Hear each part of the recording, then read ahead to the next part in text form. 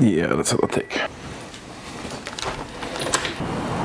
Hey YouTubers, listen, I'm looking at the light and the sun is not setting yet, but it's getting a bit dark and the light is getting nicer as fall moves in. So I have the GFX50S and I'm gonna go out after supper. I'm just gonna eat supper with the family. Then I'm gonna go out after supper and try this sucker right here. Here it is. The GFX50S, but I'm gonna go take it out near the river, take some shots of flowers, try it out a bit, and look at the files. Stay tuned.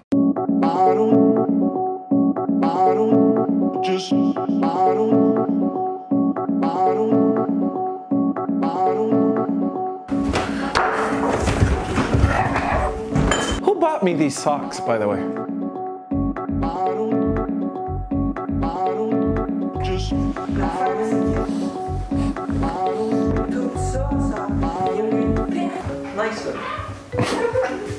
No, it's just to make sure. Sometimes it can be muddy down there. Sometimes it isn't. No, so if I don't come back, it's because the tide came up and I'm drowning. Therefore, call the police. I'll be near the bridge at Marine-l'Incarnation in that area. Yes.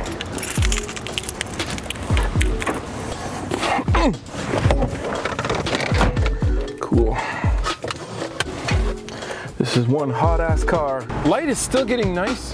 I'll probably get some good stuff, harsh shadows, but what better way to test the camera than to bring it into a bit of harsh light, everybody, a bit of harsh light.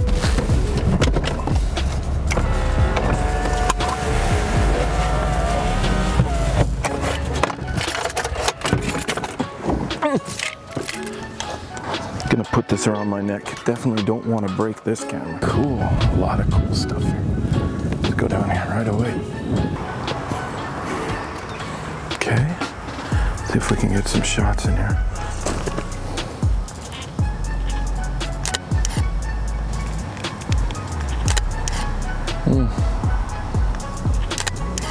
That was like 400. How do I change my ISO? I'm finding that finding the focus zone is really exactly like the XT2, exactly the same.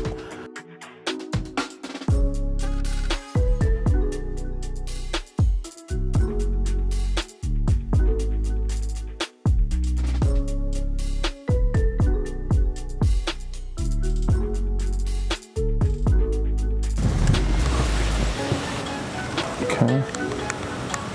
Yeah, let's get some contrast. We'll play with see how it does on dynamic range. Wow, that's amazing. Okay, what am I at? Shutter speed, yeah. See how it does here. Okay, let's pull back. We're against the sun right now. The camera's right at the bottom of me. Try to pull that out. This is so much like the XT2. Oh, I love that lens flare too. Yeah, there's some really nice light happening. Slowly but surely. Look at these locks right here.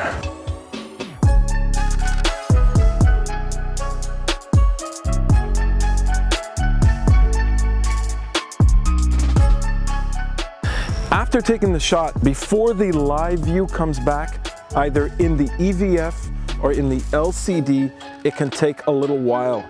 It's a small delay. It's something I'm gonna have to get used to because it's just the way the nature of this beast right here. But so far I have a feeling that the images are just gonna be fantastic, that's for sure. Get that low depth of field. So I'm at the F2.8. Shutter speed down a bit. Okay. Really nice click feel to this thing. I'm glad to test this camera. I don't only have a zoom, that I have a fixed focal. And the reason why is because fixed focals will bring the optimal optical quality so that you can test the sensor and see how the camera does itself. Go on the other side. Where could I find more colors?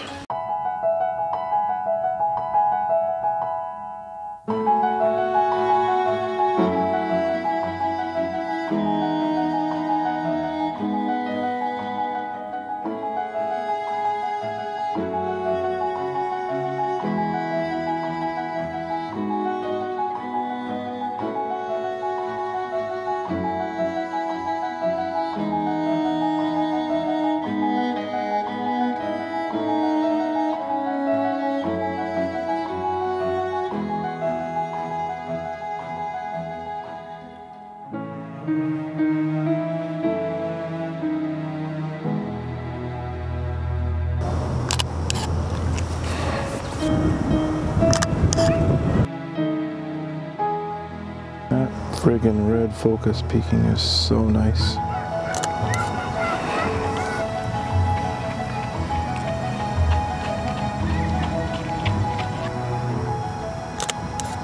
So the conclusion is so far, first of all, I didn't think I'd like that 45mm that much.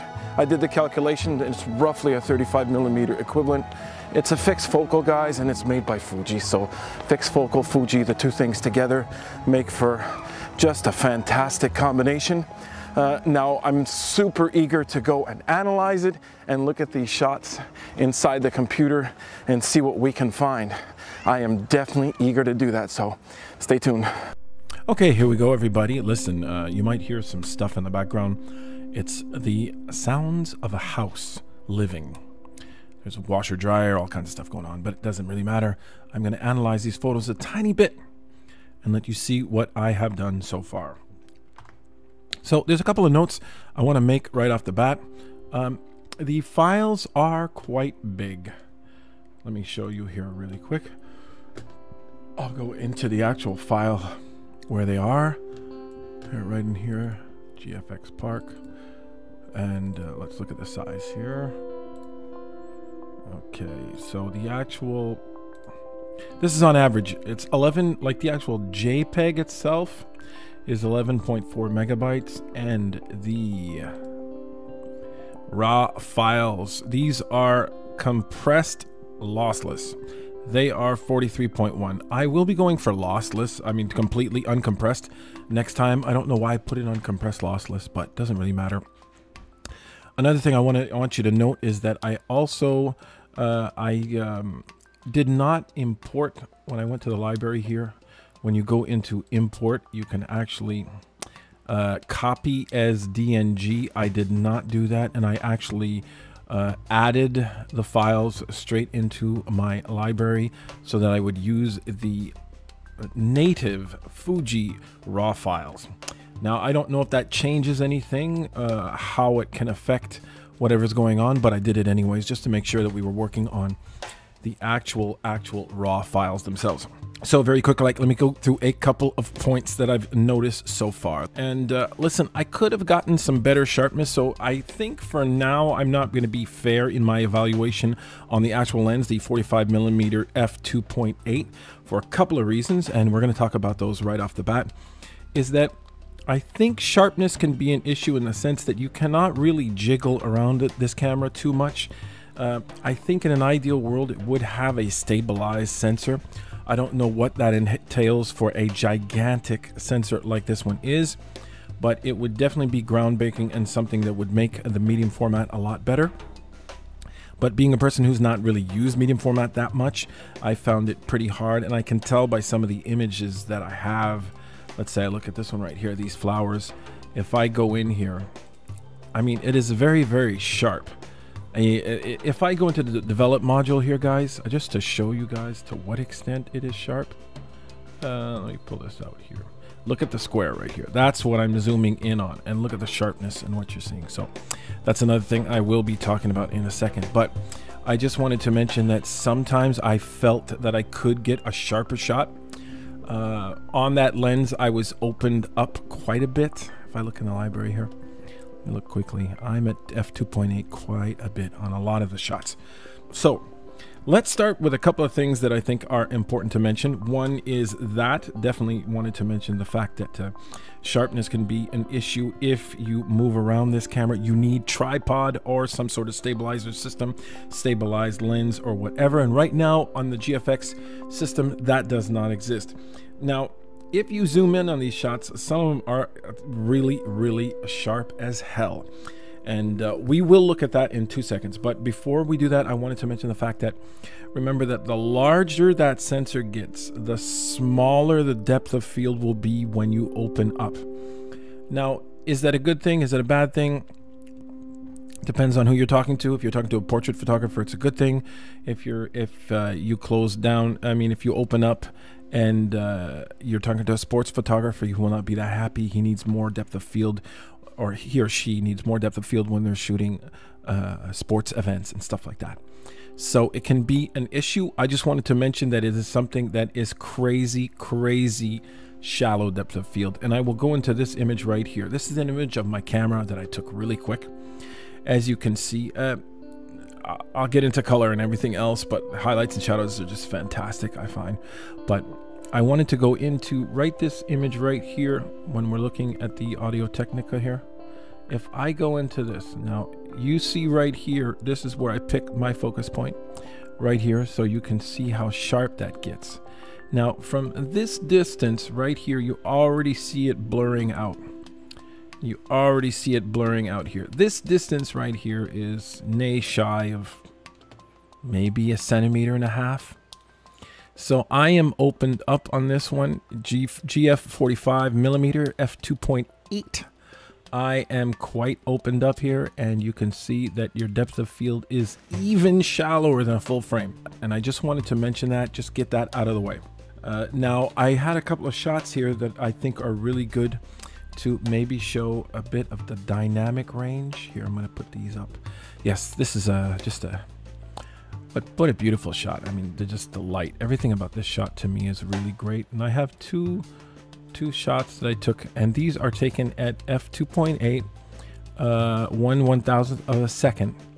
And I just wanted to go and bring this into the develop module. I'm going to pull up the shadows so you can see the sort of information that's underneath. Let's pull up the shadows here. As you can see, there's a lot of great information and good information. I don't know how many times I pull up the shadow slider, or I work on a bit on the exposure slider here, and the information underneath is just crappy and looks terrible, and it's blasted out and wishy-washy and doesn't look great. So I think I can say with relative confidence that the dynamic range on the actual sensor is very good, and I'm surprised that people, I've actually heard rumors out there and people saying that the dynamic range isn't that great. I'm surprised. Where are people coming from on that? But I mean, if you've heard something else or something about that might change my way of thinking, but I really do. Let me go to another shot here. Here's another example of how dynamic range can be great. If you look at this shot, you can see that it's relatively dark. It's a shot susceptible to the fact that if you pull up the shadows, you won't see that much information, but it will be there. You'll pull up the shadow and see a lot of information pop up. It's let's just go nuts and use the bulldozer and go for exposure and just bring exposure up. Let's look at the information underneath. If I pull that up, look at that. I mean, personally, to me, to my eye, it really looks like I just increase the exposure. I'm not losing anything in there. Like if you look right in here and in here and here, all here, I'm not losing any sort of color fidelity or contrast in those places that you normally lose when you pull up an exposure slider or when you pull up your shadows and pull down your highlights. You don't. I don't get that with this camera sensor. I think the dynamic range to me is quite amazing and quite good. Here's an image where I wanted to just show you guys the capacity to crop and how sharp you can use this lens, how good it can be. Now, I'm sure you can get this on full frame like the A7 R by Sony, on the 5DS, I think it's 5DS by Canon, and on the Nikon there is, I believe it's the D850, which is about 42 megapixel. You can get great sharpness, but I just wanted to show it on this one and show that it's possible as well. Let this load. It's gotta load. Loading. There you go. So here's an image, really nice. You can tell that at the center right here I got some great focus, and there's a couple of other spots on this shot that are greatly focused and well done. What happens with these large sensors is that you're allowing yourself the capacity to go in and crop in and not lose any fidelity. I mean, with any high megapixel count, that is the case, but I just wanted to show it on this one. So what I'm going to do is just zoom into the shot so you can see what an actual picture would look like if I cropped in, and you can look on the side here to see what the crop, where I'm cropping into the picture. Now, I guess you didn't see that fly, did you guys? So here's a crop where everything in here is in focus. Now look at the percentage of the picture I'm using. I'm using barely any. Can I go get another shot here? I believe down here, this was a bit in focus. Now we're losing a bit of detail on the edges. That's mostly lens based. But there are other shots here that you could take if you felt like it. So that's about it. That's all I wanted to show on the actual sensor itself. But I think the bottom line in conclusion on sensor wise is that you can play a lot with dynamic range, have a lot of fun. You do not have to worry about if you do not nail it on exposure. You can play afterwards if you're working with RAW and go get back some shadows and pull back some highlights as well. That's it for the actual sensor. Now let's just talk a tiny bit about the lens. Now, so far, as you saw before, I was moving around. I was choppy, very choppy. But if you check out like this first shot that I took right here, now this one is at, I believe, that's F2.8. So that's wide open. It's soft in the back. The bokeh, everything involving bokeh to me. Here again, here's a shot of a couple of echinacea, I believe the name of the flower is. Let's let that load. There you go. So you can see there's tons of sharpness there, and the lens to me is doing a great job. Now there is a tiny bit of non-sharpness, but I believe it has to really do with me. Look, I'm shooting at 1/500th of a second, and I really think this thing does not pardon you. I think I would have had to shoot at 1/1000th to make sure nothing was shaking. But as you can see in the back, the blur is really nice. Let's look at some bokeh balls up here. Bokeh balls. They're really nice and soft. Nice soft blurry blur. So, and focus wise, as I said, as you saw in me out there shooting, the focus was very fast. I was very surprised by that lens, that the focus was great. So I guess bottom line in conclusion, guys, and again, this is also first impressions and my first shots that I have taken. My bottom line, look at that. That's unbelievable. That's just unbelievable that you can go in and look at great shots like that. I'm so anxious to do fashion with this thing. But basically, the bottom line is this. Sharpness of the lens, the 45mm f2.8 is excellent. Really great. It's a fixed focal. I'm not surprised. Bokeh is beautiful. You can check it out here, guys. Look at this is in focus. Look at the back. That blur is really soft and creamy. It's really to my liking. Now, I don't know if it's perfect bokeh and what perfect bokeh entails, but it really is to my liking. After that, contrast, as you can see, colors for the sensor are great, really good, and it's the same for colors for the lens. I think everything delivered very well. So in this shoot, I didn't get as many shots sharply focused and really tight and really nice, but I did get some, and those shots really told me that the camera has the capacity to do some really great stuff, and the lens as well. Really nice stuff. So that's it for now, guys. Listen, I hope you enjoyed the video, the little vlog. Thanks for watching. Follow, like, subscribe, and don't forget, everybody, keep on making something from nothing.